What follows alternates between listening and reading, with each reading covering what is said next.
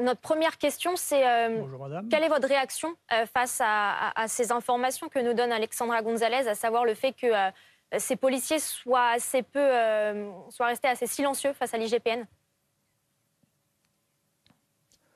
Mais assez consternant, madame. Ce sont des policiers qui se comportent comme les voyous se comportent, c'est-à-dire qui refusent de parler à la police et aux juges.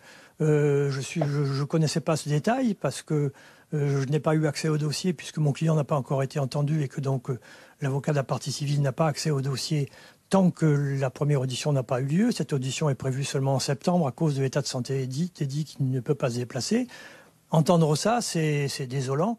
Et rapprocher ces faits du fait que vous constatez que les autres policiers de Marseille ont applaudi leurs collègues quand ils ont été présentés au juge et ont ensuite applaudi le collègue qui est parti en prison, c'est encore plus concernant. Je suppose qu'ils ne devaient pas connaître le dossier eux non plus. Par contre, ensuite, que la hiérarchie policière continue à apporter son soutien à ces policiers, alors c'est leur rôle, certes, mais à un moment, les brebis galeuses, il faut les écarter parce qu'elles salissent l'image de tout le monde. Et c'est préjudiciable à tout le monde, c'est préjudiciable à la police, c'est préjudiciable à la paix sociale. Mais manifestement, aujourd'hui, on n'est pas dans le temps des victimes, on est dans le temps de la préservation de l'ordre public. Le gouvernement est empêtré dans ces problèmes policiers. Quand les policiers arrêtent de travailler, l'ordre public est en danger. Imaginez qu'il y ait des émeutes ce soir en France. S'il n'y a plus de policiers dans les commissariats, il y a un risque de chaos. Et c'est manifestement ça qui explique tous ces soutiens à la police, toutes ces caresses dans le sens du poil, que ce soit de la hiérarchie policière qui agit sur ordre, c'est le ministre de l'Intérieur qui leur demande de dire ça, c'est évident, mais ensuite les plus hautes autorités de l'État.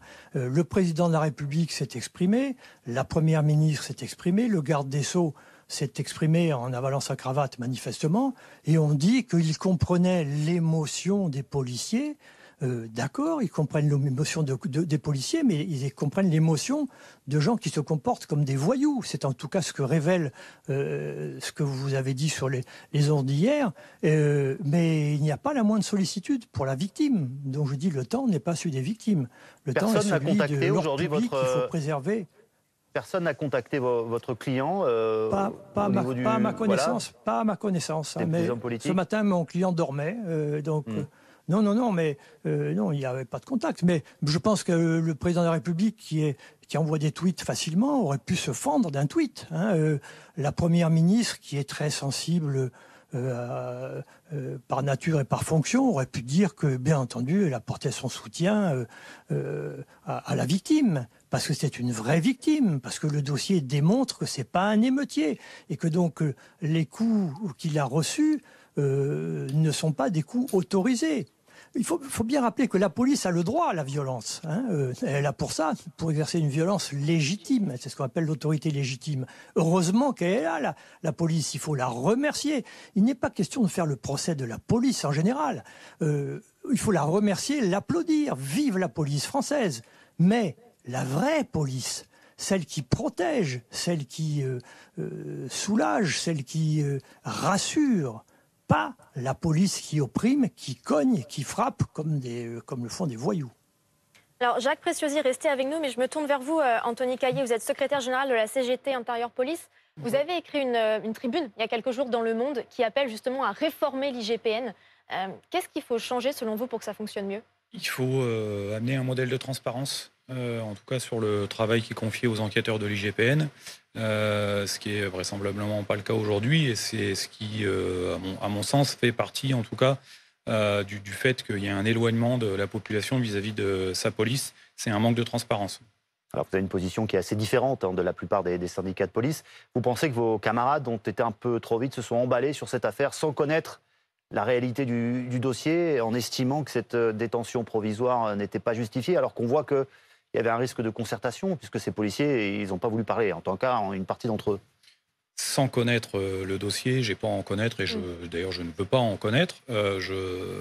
C'est plus que rapide, je suis très surpris de cette situation et de la mise en avant de certains policiers de vouloir ce type de choses. Moi, je ne comprends pas, en étant policier, qu'on ne comprenne pas cette mesure de justice. Maître Preziosi, c'est votre avis aussi? Vous estimez que cette mesure de détention provisoire de ce policier, au fond, elle était justifiée? Mais oui, le risque de concertation est évident chez les gens, surtout quand on apprend ce qu'on vient d'apprendre, que ces gens mentent, que ces gens trichent, que ces gens seront donc prêts à organiser leur défense de façon douteuse. On n'a pas affaire à des gens honnêtes, sincères, qui viennent reconnaître les faits. Parce qu'il y aurait d'autres moyens de se défendre, je pense. Ils pourraient parler justement de leur fatigue, de leur épuisement, des 3 jours d'émeutes qu'ils viennent de combattre dans des conditions extrêmement difficiles, un comportement très louable de leur part. Ben non, ils se croient tout autorisés, y compris de frapper des innocents, de les frapper avec une violence effrayante et avec des résultats consternants. Maître, hier, nous avons demandé au ministre de l'Intérieur s'il avait un mot pour votre client, Eddy.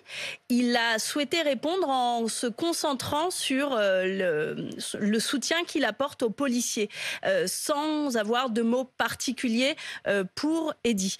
Comment vous comprenez cette réaction ? C'est ce que je vous ai dit tout à l'heure. Le temps n'est pas celui des victimes, c'est celui de la préservation du risque majeur de troubles à l'ordre public. Il faut éviter le chaos. La victime, elle est sacrifiée sur l'autel de l'ordre public. Ça changera.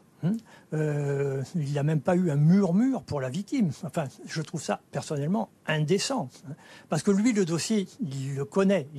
Il est évident qu'il en a entendu parler. Il a accès à des informations que nous n'avons pas. Il aurait pu se fendre d'un mot rassurant.